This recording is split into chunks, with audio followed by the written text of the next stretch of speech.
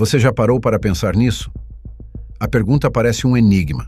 O seu governo lhe diz que está endividado. Você vê nos jornais, a dívida pública do Brasil ultrapassa trilhões. A dívida dos Estados Unidos ultrapassa 30 trilhões. A dívida do Japão, da Alemanha, da China. A dívida global total ultrapassa 300 trilhões de dólares. Cada país, cada governo, cada nação está afogada em tinta vermelha. Mas o dinheiro não evapora. Se cada nação do mundo é uma devedora, quem está do outro lado da equação? Quem é o credor? Para quem exatamente o mundo inteiro deve? O mito que nos contam é que devemos a nós mesmos, que a dívida pública é apenas um jogo interno, que o governo deve ao Banco Central, que deve aos fundos de pensão, que deve aos cidadãos que compram títulos. Um sistema fechado, um ciclo benigno.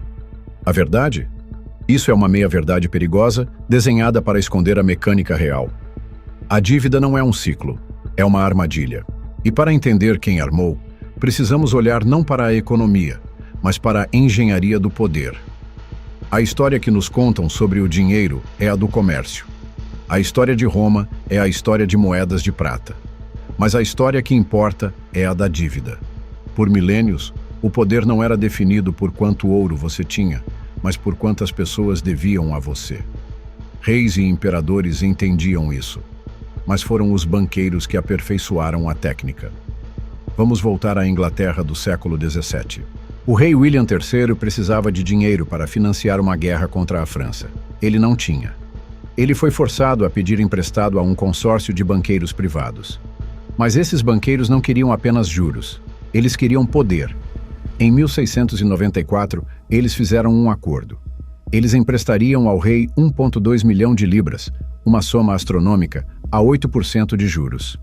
Em troca, o rei lhes daria uma carta real, o direito exclusivo de formar uma nova instituição, o Banco da Inglaterra.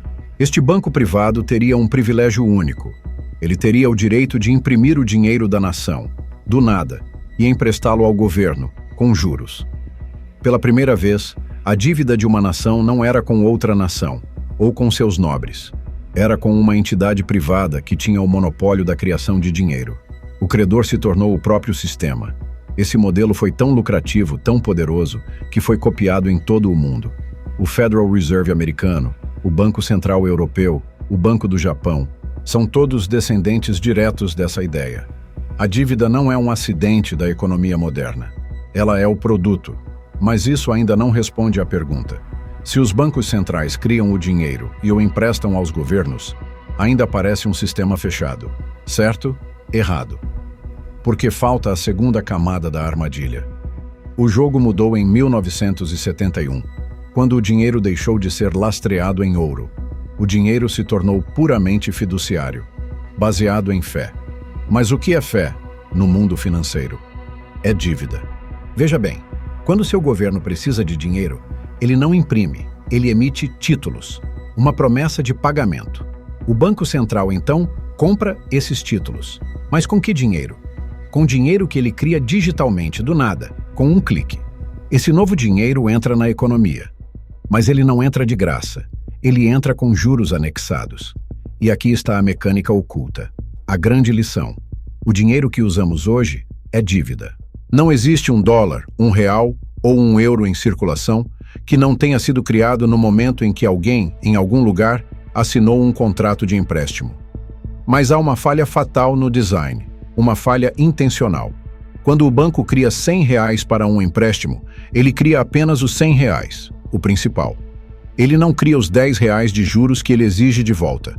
Isso significa que em todo o sistema, sempre existe mais dívida devida do que dinheiro em existência para pagá-la. Pense nisso.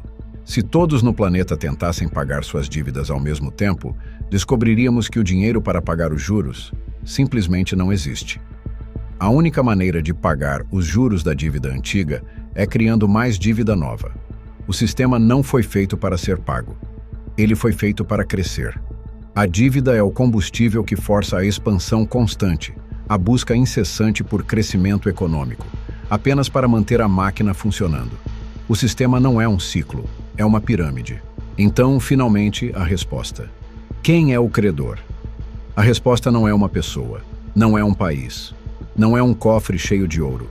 O credor é o próprio sistema. O credor é a estrutura matemática que exige que mais dívida seja criada, perpetuamente, apenas para pagar os juros da dívida que já existe. Mas quem se beneficia desse sistema? Quem está no topo dessa pirâmide? Não são os governos. Os governos são os maiores devedores. Eles são os gerentes da dívida, forçados a fazer o que o sistema exige, cortar serviços públicos, aumentar impostos ou ir à guerra, tudo para garantir que os pagamentos de juros continuem fluindo. Não é você. Você é o pagador final. Sua inflação, o imposto invisível, é o mecanismo que rouba seu poder de compra para pagar por essa dívida. Os beneficiários são aqueles que estão mais próximos da fonte de criação de dinheiro. A elite financeira. Os bancos de investimento, os fundos de hedge, as instituições supranacionais como o FMI e o Banco Mundial, e os bancos centrais privados que administram o jogo. Eles não possuem a dívida no sentido tradicional. Eles possuem a arquitetura da dívida. Eles são os donos do cassino. Eles criam o dinheiro do nada, o emprestam aos governos e depois coletam juros reais, pagos com seu trabalho real, seus impostos reais e os ativos reais do seu país, terras, portos, recursos naturais, quando o governo inevitavelmente falha em pagar. O que o FMI faz quando um país como a Argentina quebra? Ele salva o país com mais dívida e, em troca, exige reformas estruturais. Privatização, venda de ativos estatais. É o sistema coletando sua garantia. O credor não é uma pessoa. É uma entidade. Um sistema de controle disfarçado de economia. Hoje, a dívida global é tão vasta que não pode mais ser paga. Ela só pode crescer ou entrar em colapso. O que acontece quando a fé nesse sistema de dívida infinita finalmente morre? O que acontece quando os governos não conseguem mais rolar a bola de neve? Eles culparão uma guerra, culparão uma pandemia. Mas a verdade está no ledger. O sistema não falhou. Ele funcionou exatamente como planejado. A armadilha foi desenhada desde o início. A pergunta não é apenas quem é o credor. A pergunta é, por quanto tempo continuaremos pagando? A história não se repete. O dinheiro sim. Inscreva-se no ledger oculto. A verdade está aqui.